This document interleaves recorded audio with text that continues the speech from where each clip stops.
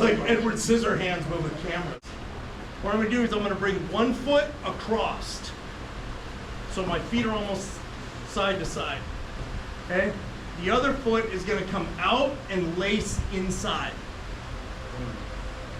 So I'm from here to here. Now I'm gonna pull him onto me with this foot. When I do that, this hand is gonna come up underneath. So I go here and then I roll him this direction.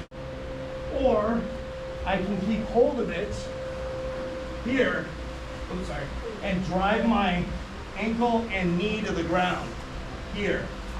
So I'm pushing my hip to the shoulder this way, and it's a bicep slicer. So, the other side.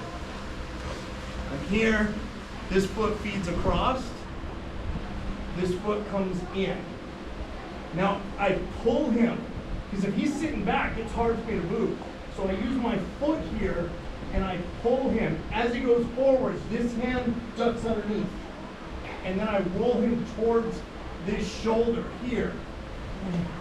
And I come up.